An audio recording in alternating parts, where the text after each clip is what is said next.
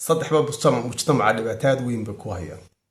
niban siyaasiyiina oo dareenka dadka ka ganacsada dadka baahan dadka nugul dadka cadaalad darrada ku dhacday dadka dhaqaale xumad ku dhacday dadka u baahan hiilka inay dadinta badan dareenkooda ka ganacsadaan oo ay u dhex maraan cid kale is hayaan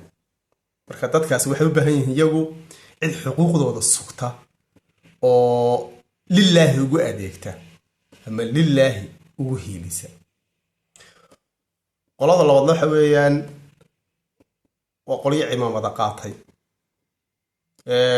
waan kala garanayma sultaan ma soo siyaasi sultaan waa sultaan laakiin sultaan reer magaal siyaasiya soo baxay oo isaguna halka ka dhex raadiyay fursad saameyn fursad dhaqaale fursad awood ballaarsi qolada kale waxa weeyaan qolo aanad garanay cid u diratay oo dad iyagu aad moodo inay qof intiisa dhaafay qof baa shir jarayd qabanayo ama ruu bixinayaaba dadana qof suuqa iska joogaba ama ruu bixinayaaba haddaan sidan la yeeli sidanaa la yeele marka waa dad hanjabaya marka dadkaasi waa dadka fawdada dadka isku dira waana dad imika platform siiyo waxaan loo yaqaan social media ama de warbaahintan kale ee raba in la daawado marka waa dad aan waxba dhowran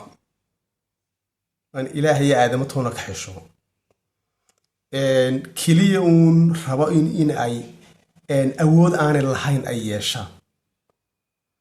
oo waxa weeyaan xeer iyo xaagaantoona aan xurmaynayn kaliya uun raba inay muujiyaan saamayn inay dadka isu diraan inay muuqdaan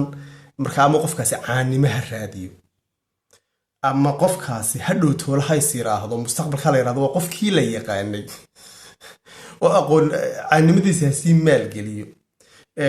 qofkaas hadduu doono awood qabiil ha ku socdo laakiin waa dad iscaleema saaray maasoo soo saaray shaacir baa wuxuu u bixiyay jinni boqor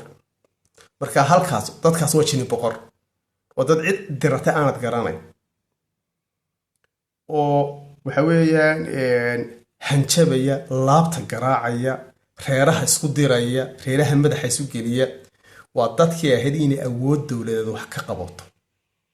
awoodda dowladda nidaamkii dadkooda leeyihiin dadka noocaas waa dadka haduu qabto shaandheeyo waayo dadka waxa la hadli karo dad xil u haya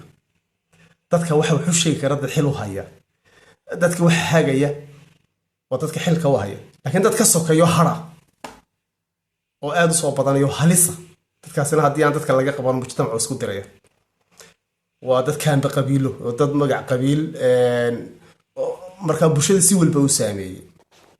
xilli ololana wuu socdaa marka aad bay muhiim u tahay wixii dadka kala qoqobaya reeraha kala qaybinaya dadka isku diraya fadeexada iyo shaxumada iyo dhaqan xumada wada aad bay muhiim u tahay in sharciga la mariyo oo mujtamac laga qabto waqti ku heer saraha idin hado waa afku maxamed ku dhaafaya assalamu alaykum.